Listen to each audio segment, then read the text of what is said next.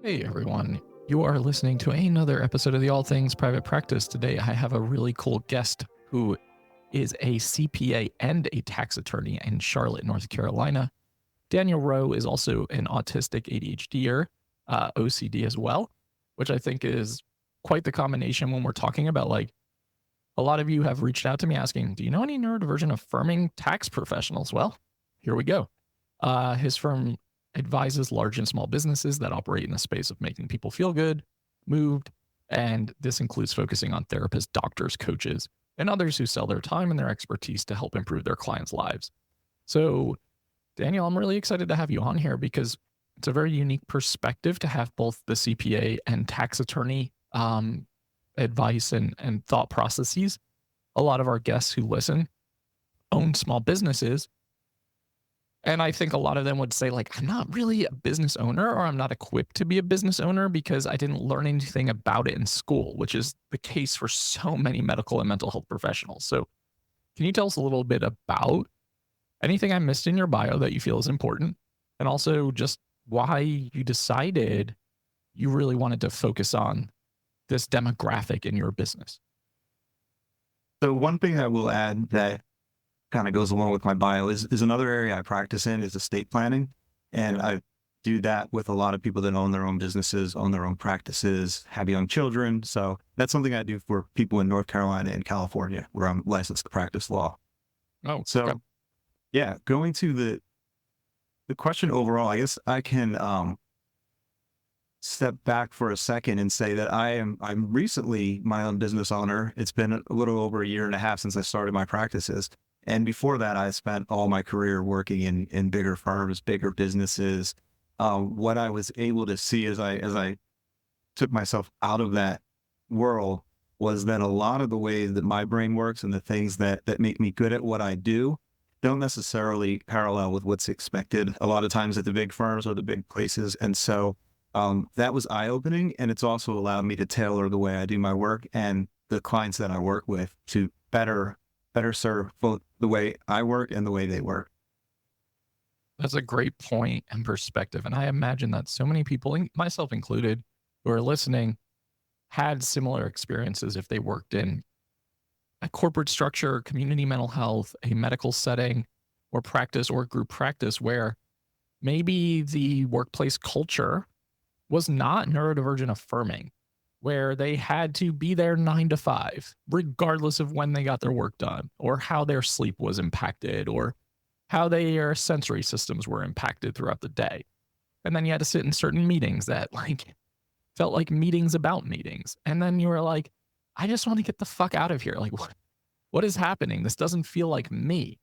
And so many of us leave those places to start our own thing, whatever the thing is. And there's so much fear, so much self-doubt, so much insecurity that comes with being an entrepreneur. It's like a roller coaster. Like, there are days where you're like, best decision I've ever made, wouldn't trade it for the world. And there are days behind the scenes where you're like, you're playing every single role, right? So for those who are listening, taxes are a piece of this. When you're an entrepreneur, taxes are one of those things that come up in conversation where people are pretty afraid of them. And that goes with, like, quarterly taxes. How do I save enough? I feel like I'm constantly owing the IRS, or I'm feeling like I'm not making enough money to really make this worth my while. Do you see a lot of that in from your side of the desk, so to speak? Yeah, and the thing that I really, really try to do is make taxes and the topic of it something that's approachable, that doesn't feel so just insurmountable and intimidating. And because I feel like that's what I realize are the things that I struggle with, or the things that I don't face directly, or that I don't have a good handle on, or I feel out of control on, are the things that really cause me a lot of stress just in the background of my brain. And so my approach is always to try to explain, try to help people actually be empowered and feel like they're in control of their tax situation, business situation, without trying to make them tax experts. Just enough information where they feel confident that, okay, this is not so intimidating. I actually understand what I need to do. Now it's set up. Now it's almost autopilot the way it works. And then we check in throughout the year just to make sure everything is still where we had planned it for it to be, or if things have changed, then we adjust the plans. But it is really about empowerment and making people feel like they can do this. Yeah, I think that's a huge piece. And that kind of like coincides with starting a business, right? Like when you look at these checklists that people provide of like, this is how you start your PLLC and start your business. And it feels so daunting when you don't know what any of that verbiage means, when you don't know what any of that terminology means or the processes. It almost allows you to like say, I'll do this some other time. I'm gonna put this on the back burner and like I'll save this for later, but it feels too intimidating right now. I think when we don't know what we don't know, things feel a lot scarier than they actually are. So by providing just a little bit of knowledge about taxes, it really does bring that like fear and intimidation factor down just a little bit. And if you have the right professional in your corner and you trust them, that also allows for this to be a lot easier because you kind of know this person's got my back. They're going to support me. They're going to kind of advise me on the right decisions that I should be making, which is something I want to talk about. I have a pretty big Facebook group of mental health practitioners in private practice. A lot of people are always looking for accountants. It's just, I feel like it's one of the top 5 most commonly asked questions. And the things you hear are similar to things that we hear in the therapy world. I called 12 accountants and nobody called me back. I get charged every time I pick up the phone just to ask them a question. I don't really understand why they keep asking me to move to an S Corp from a PLLC. You're kind of smiling because I'm sure you get that question all the time. So, any of those things feel like directions you want to move into right now? I kind of, all three of those just resonate with me a lot. The first one going to, you don't get a call back. And I feel probably 2 reasons for that come to mind. One is just the volume of work that CPAs have right now. And it's just, I'm sure other industries feel the same thing, but I can speak to the CPA world, and there's just not enough people uh, able to do the work that is in demand.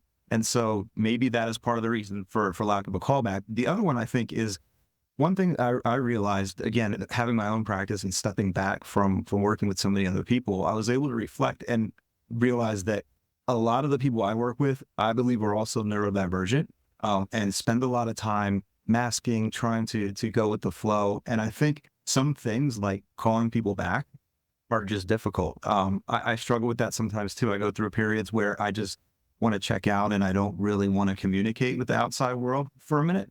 And then get that burst of energy and then start going through the checklist, calling people back, getting everything done. And so I think those 2 reasons contribute to it.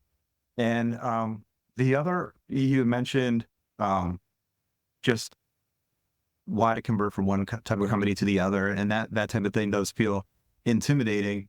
What I would say is that when you're looking for a CPA or you're looking for a tax attorney, look for someone that their focus is on giving you peace of mind and letting you then run your business. Meaning they're going to give you the information you need enough to get you going, but you don't need to spend your time studying the rules, studying the law. That's what they're going to do, but they're going to give you enough information so that you feel like you're making the decisions yourself, but you're making them from an educated place. And so I do a lot of diagramming, drawing, whiteboarding, just trying to show people how things move from one type of business to their personal taxes and just being able to compare things for them visually. So that, I think the face-to-face is also something I hear a lot of times people are lacking with their accountants or their attorneys, is that so much is just over the phone, or email, written communication. And so the other thing I would look for is someone that is either in your local area or that is very comfortable getting on Zoom or getting on Teams and doing the calls with you face to face. Because I do think that for some people, that is very, very helpful.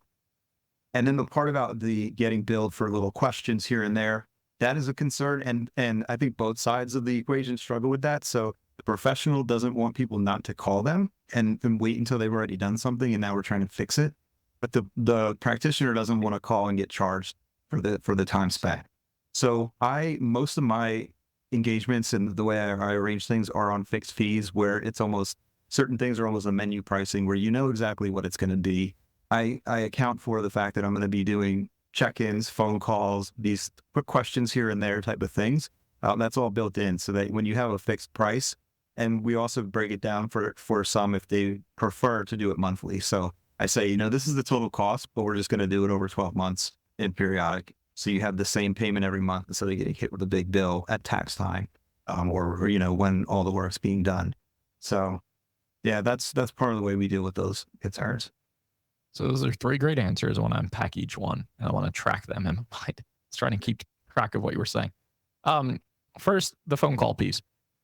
Great points, right? Like, one, maybe it's a private practitioner like yourself who maybe it's behind the scenes just you doing everything, which is so typical for a lot of mental health therapists. So like I always try to see both sides. Like if you hear mental health therapists aren't calling people back, there could be so many reasons for that. It could be that they're handling all the admin tasks. Maybe they are neurodivergent and their executive functioning is just really struggling. And it's hard to like do things sequentially or do things in order or do things like that require that extra amount of energy that you don't have. So that's first and foremost. I'm so glad you mentioned that. Also, I feel like a lot of people call tax professionals during tax time when they're like freaking out that, hey, I didn't prepare the way I probably should have. And it's April 14th and nobody's calling me back. And it's like, well, we're kind of at like crunch time for folks that are doing these things. So that's also something I want everyone to think about. Like, get proactively prepared. Find that person sooner than later, not on the last week of the final deadline and month. One of my best friends is an accountant, and I've been in his office during the week of like April 15th, and it's just chaos. So I'm like, yeah, I get it. The other thing is having someone who is willing to like communicate with you in a way that works for you, I think is super important. So like you said, instead of just emails and phone calls, if that's not how you retain and absorb and understand information, and you really need someone who's willing to get on Zoom or Teams or meet face to face, I think those are important questions to ask when you're hiring a CPA or a tax professional. Like, how do you like to communicate? What's the best way? Are you willing to accommodate the things that I need? And I think that we should be interviewing to some degree, not like extensively, our CPAs, our tax professionals, our support team, like our boardroom of our businesses. We should not just pick because someone was like, oh, I worked with this person, just give them a call. That helps, but I think you should still ask a couple of questions that are important for you to know. Similarly to when someone calls a therapist and that person wants to ask 10 or 15 minutes worth of questions about like, what kind of therapy do you take? My insurance? What are your rates? Like, where are you located? Those things are important to have conversations about. I also think there has to be some semblance of rapport when you're working with someone who's so involved in your financials because it's a major source of stress in our lives. So I like these answers, and I think it just goes to show what it means when we have someone who wants to show up for the professionals who are doing this type of work and gets their day to day, because there's just an enormous amount of stress financially that goes into business ownership. And I think for whatever reason, mental health professionals and money, it's just a big area of struggle and concern. So there's almost this mentality of like, this person wants to move me from my PLLC to an S Corp. I think they're just trying to like get over on me or charge me extra money this year. And it's like, you hear that a lot. And sometimes that's probably true, right? But for the most part, you have to trust the person that you hired who's doing the work for you and doing the things that you don't know how to do. It's very vulnerable, I think, sharing that type of information with someone, your finances, your personal thing, because you really have to get into that person's life, know about if they just got married, if they got divorced, if they're having kids, they bought a house. And so one other thing I would look for when you're sort of interviewing these professionals is a CPA or a tax attorney that is willing to be sort of a hub for you, meaning they can connect and work with other advisors for you. So that they're not necessarily doing everything themselves, but they bring in the right professionals and coordinate things. So maybe they connect you with the right life insurance person, or for your retirement plan, they know people that can get you set up with that. And they're willing to coordinate all those different pieces for you so that you're not going out on your own seeking and having to kind of from scratch to put all those pieces together, because they're also integrated. And the CPA really has access to so much information that it's so much more helpful if they're sharing that with others and putting all those pieces together for you.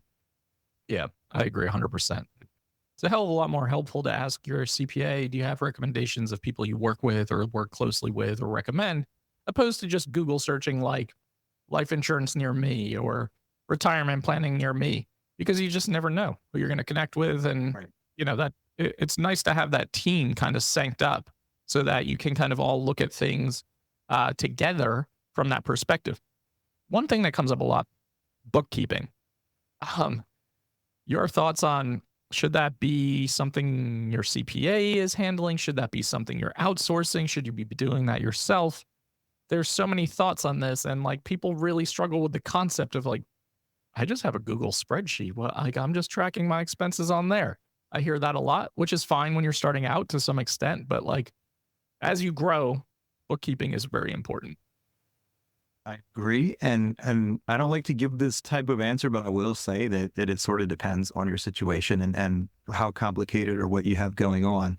I will say, I think I can make a blanket statement on it that I would not just use a Google spreadsheet to keep track of everything and use some type of bookkeeping system. And the reason, well, I would say the reason why it depends on your situation is because I have a lot of clients that do most of it themselves, because right now, the two main products for bookkeeping are QuickBooks Online and Xero, Xero. And they're so intuitive. They're integrated into your bank account, your credit card, that you essentially are going through just categorizing expenses. The AI learns what's what and then starts to prompt you to just basically press OK and classify it. So I would say you need some help getting it set up initially, building your chart of accounts, determining what accounts you're going to have, how it's going to be set up. We haven't talked about yet, but what type of business you're going to be. So you need a lot of help up front putting it all together.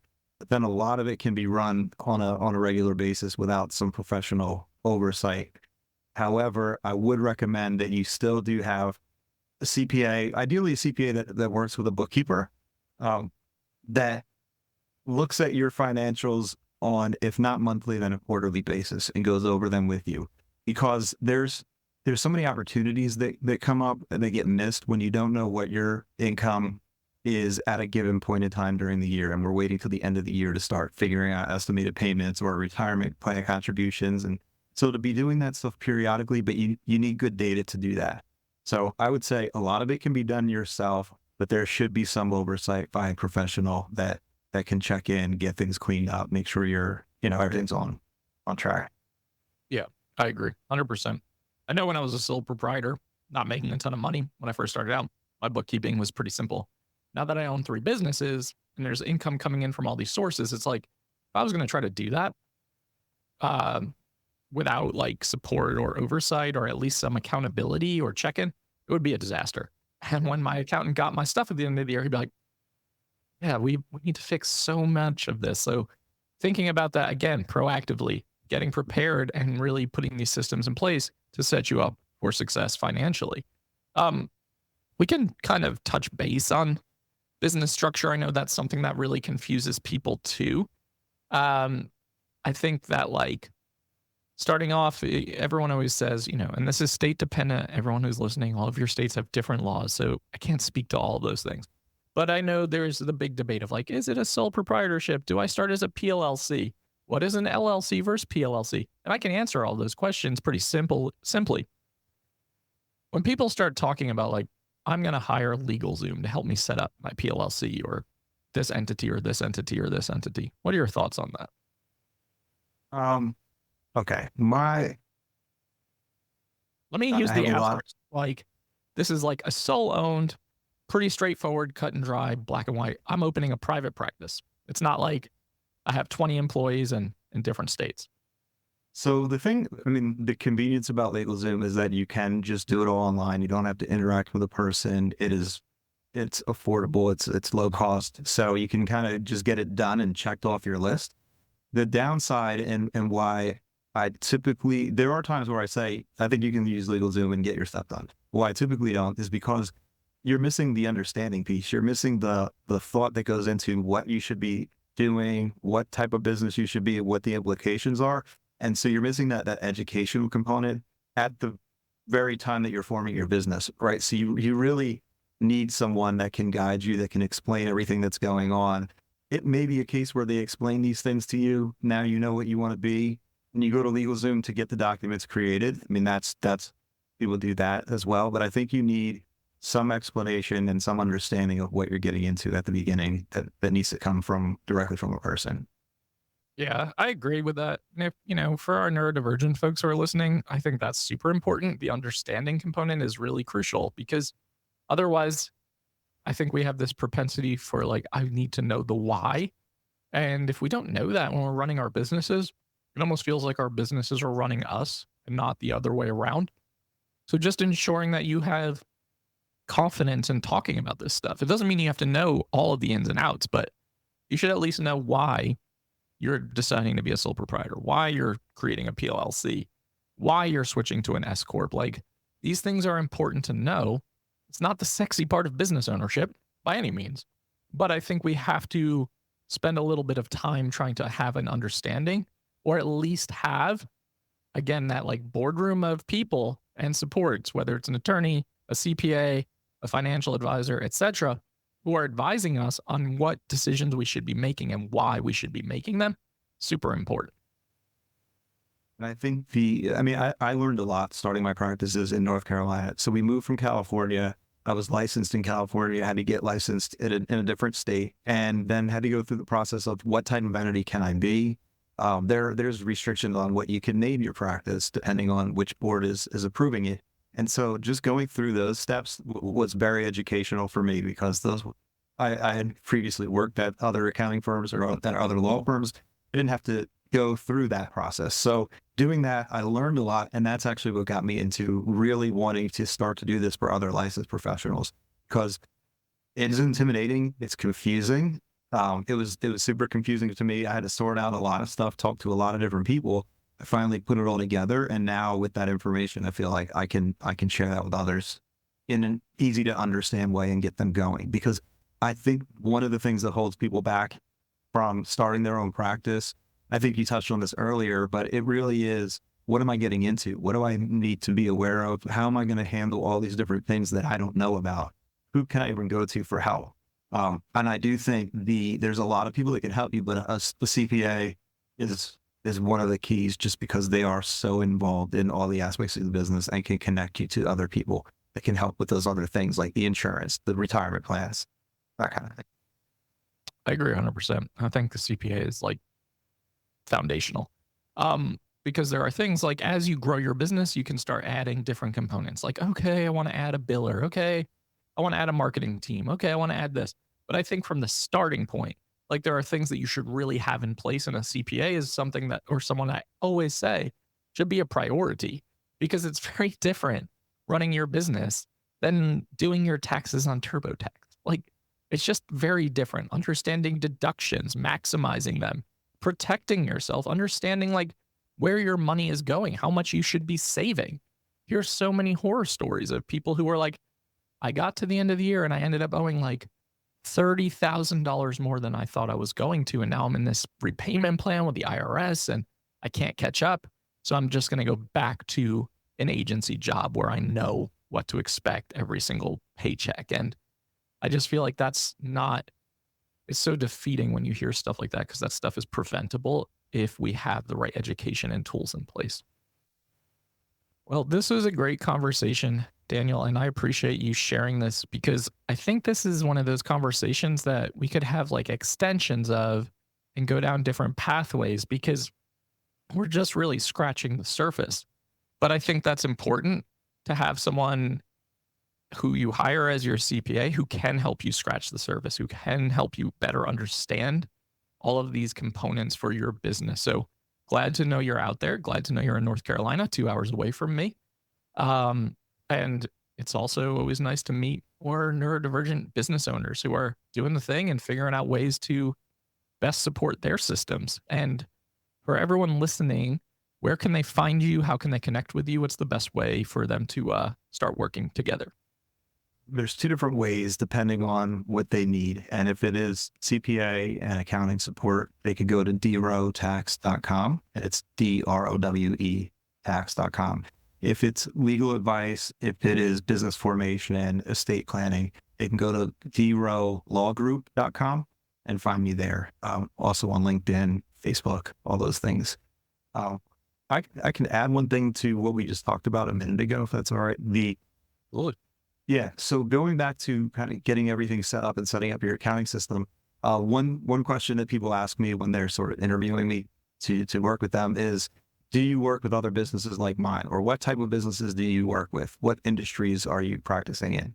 And for that, I think it is important that someone understands your business and can help you with acquiring various tools that make it run better. So, for example, when I'm thinking about setting up QuickBooks or Xero, there's a lot of apps that integrate with them. You can connect your billing to that. You can connect your payment systems to that. You can connect to all these different apps that you already have, and they integrate it into the software. But having someone that understands what you're using, what other tools you're using besides accounting tools, is really, really key to help kind of streamline things and make your business run a lot better. So I would ask the person, do they work with other professionals? What areas do they work in? Do they have experience working with therapists or mental health practitioners? And just get a sense of, do they have other clients like you? Because they learned a lot along the way if they do.